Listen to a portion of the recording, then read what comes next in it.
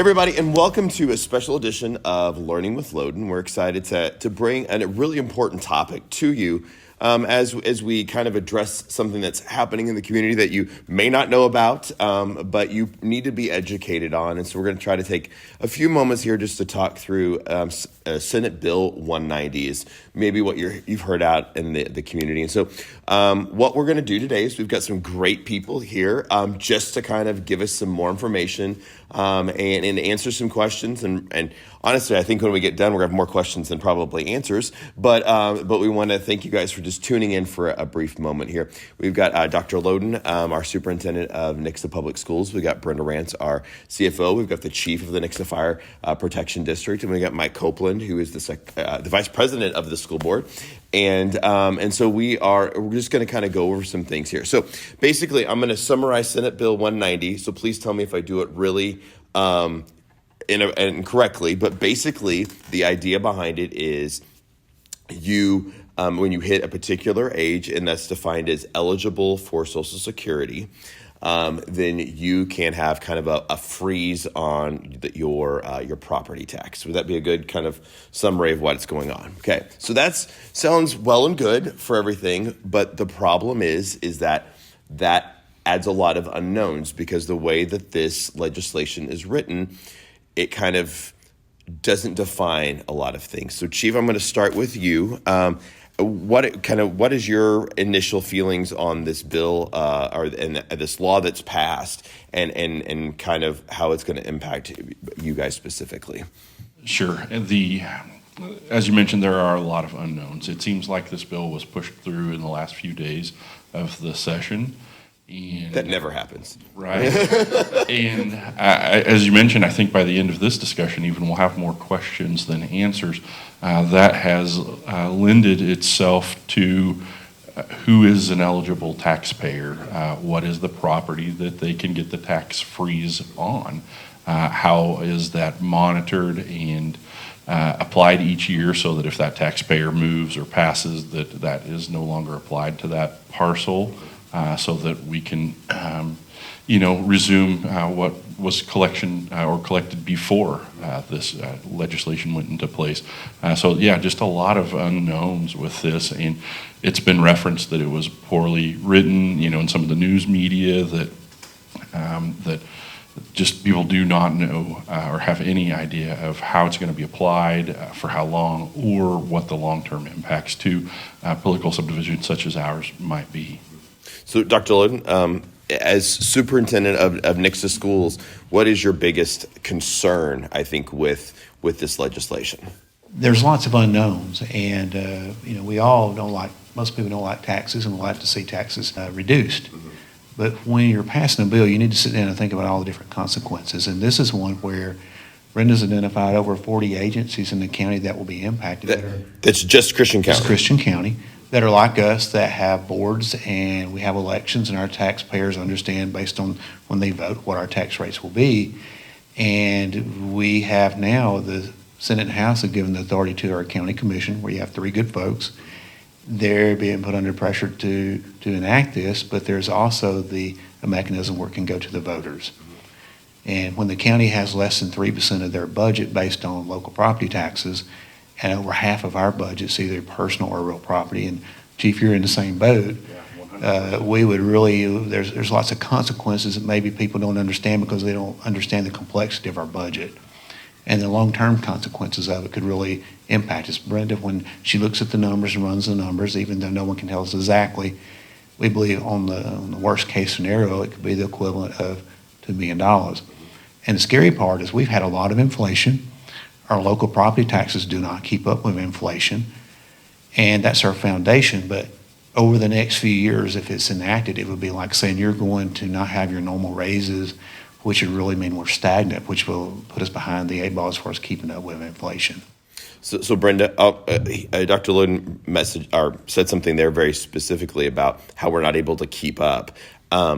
Just in general, when we're getting property tax in from those properties, when new property is built or something comes on, how long does it usually take to kind of see that new money come into the district from those new properties? Because we're growing, but how long does it take there? It usually takes a year to year and a half by the time they are actually on the rolls.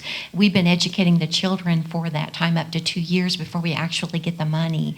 And we know that for a $100,000 property, we receive a little over $800 a year, a whole year, and it costs over $10,000 to educate a child in Nixa Public Schools.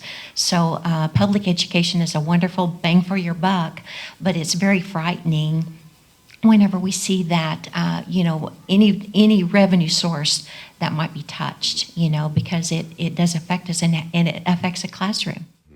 So, Mike, go ahead and grab the mic there. With this thing, you're kind of you're a tax guy, kind of thing. But you've seen a lot of concern just from the numbers, but things just are so unknown. So, what are your biggest concerns with everything? One thing I'd like to clarify is you said that there's going to be a freeze on property taxes. It's not. It's a pause on property taxes. It's not. I think that would be a better term for it, because it doesn't freeze it. You're still going to owe property tax or real estate taxes. It's just there's no more increases on that, and I think that's a misconception, because even when I was being versed on this, I thought, well, there's going to be thousands of people that aren't going to pay taxes, but that's not true. It's just a freeze on it. They can't increase it.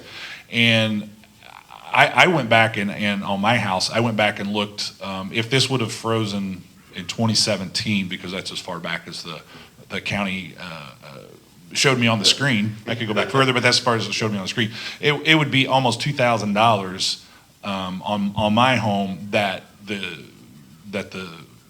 I would not have paid over those years. Obviously, I'm not to that age yet, but that's just one house. It's just one house in our district that encompasses more than just the city of Nixa. I understand that we need to give, or we should be giving some breaks to those people that need it. One thing that is not being mentioned a lot here is there is a break for the property taxes for those people that it's not age 62, as this bill says, it's age 65, or you're disabled. If your income is under a certain level, you're entitled to a break on your property taxes. You have to pay that property taxes, and then the state, and it comes out of the state's dollars, not out of our dollars, the state pays you back some of that. And that could be up to $1,100 per household that you can get back. And there's there's some unknowns on this, whether that tax credit is going to continue. So if we wind up saving, if this bill, the Senate Bill 190 passes or gets enacted in Christian County, and we save somebody $100 this year, and they're not going to be entitled to do the $1,100, it's going to take 11 years, and just for the 1 year, and then they're going to have to, year two, they're going to have another 11 years past that first 11 years to make that up. So, and I don't know. There's a lot of unknowns whether that credit is going to continue or not.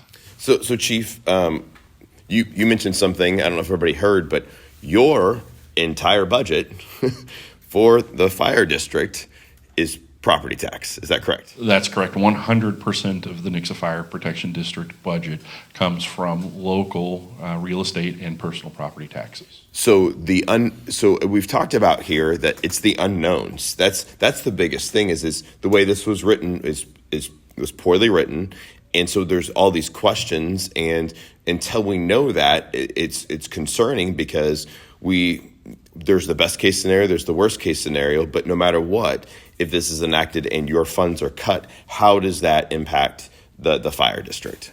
Sure. One of the things also that has kind of not been mentioned with this is we have the Hancock Amendment that has limited our growth in tax revenue over the years, 5.3, there's a number there that it is supposed to apply to state and local subdivisions like ours. And we have worked well within that since our last tax levy increase was approved in November of 2003. Now we have received a couple of bond, election that have been favorable for us. It's allowed us to build new fire stations, but that's not our operating expenses. That's the infrastructure. And within the growth of the community, as Brenda mentioned, new house comes in, they get assessed for a vacant lot. And then construction is taking place. And much like she mentioned with the school district, we also have an obligation to respond to calls at that property as it's being developed and those kind of things. But it may be a year and a half, 2 years, depending on where those fall in there. Well, the Hancock Amendment is still working to hold us, and we have been compliant with that since 2003. So no one really has talked about how this is going to work with that. Is it separate from, is it, kind of an addition? And we almost view it as an addition to that. And the other part that's kind of concerning to me is when it talks in the language about where the credit is applied. It goes to the taxpayer, but it also mentions that the credit will show on the roll of the fire district, and that it could show up as if it were collected income or revenue from the community. And so does that play an effect on the Hancock Amendment? Oh, because my it's goodness, money it's money that's showing on our tax rolls but never collected. So does that work to further suppress us under the Hancock? So again, just a lot of unknowns with this that I think, moving forward, I have to throw a shout out to our assessor. He's been put in a tough spot here. I've spoken with him a couple of different times about this and what the impact may be. Just last night I had a conversation with him about how many taxpayers would we consider eligible in my fire protection district. And he thinks that number countywide might be around 17% of the taxpayers. But again, you got to let all of this play out. I think it will probably end up in court at some point. And in the meantime, like Mike mentioned, are we doing away with the programs that were in place to try to get this new one pushed through? And how long is that going to be delayed while we sort all the unknowns out? So Mike, as a school board member here, how is this, what you're in charge of setting the budget, for this, approving the budget for the district. How does this concern you from that perspective as a board member here? And then I guess let's just even think about that for as a school board member across the county. How is this going to impact kids? If the numbers turn out and we have $2 million less once it's phased in over 5 years, 10 years, whatever it is, that's equivalent to 40 teachers, I believe, is what we had calculated. That's 40 teachers. Now, are we going to get rid of 40 teachers? No, we're not going to get rid of 40 teachers.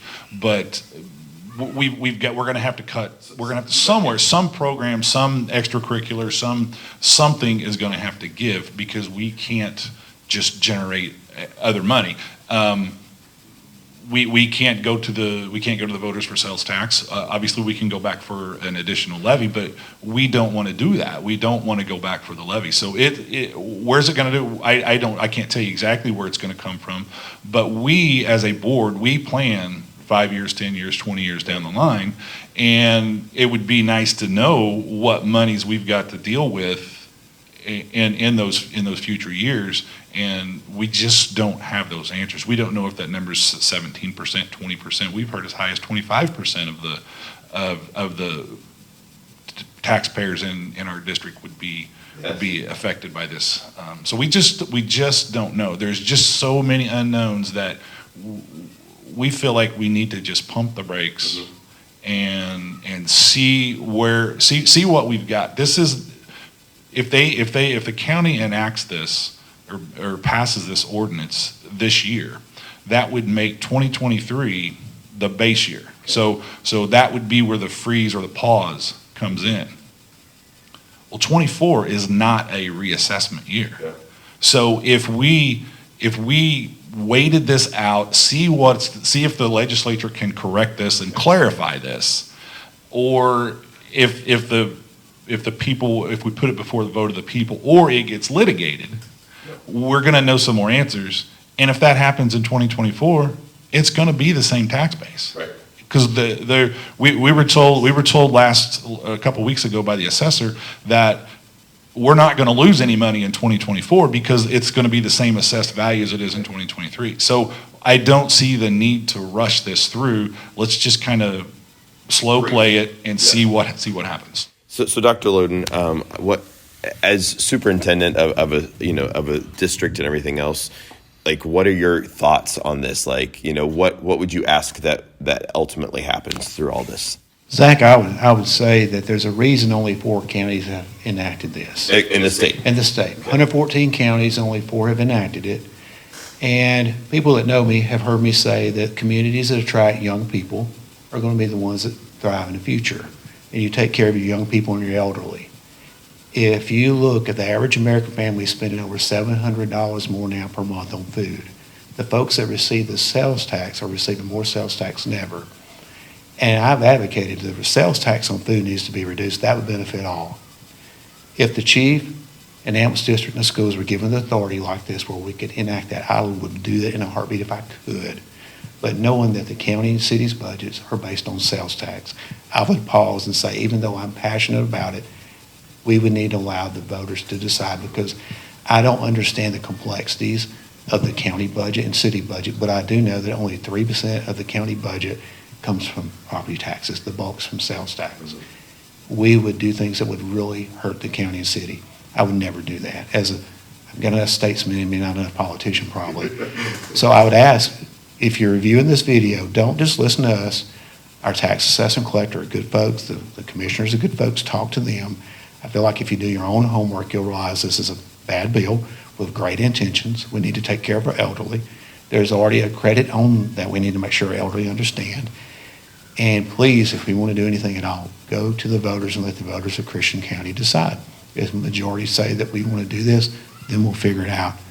But in the long term, a $2 million hit would be a little every year. We'd have a little less every year, and with the uncertainty in our economy of the inflation, it would make it very challenging for the school district. So that's really kind of a good summary there, and we encourage everybody to reach out to their local officials, ask the questions, and I think we've got a lot of the questions too, because that's the issue, is there's so many questions that it's a very unclear legislation. So is there anything anybody would like to add that's not been talked about or anything else? No? Okay.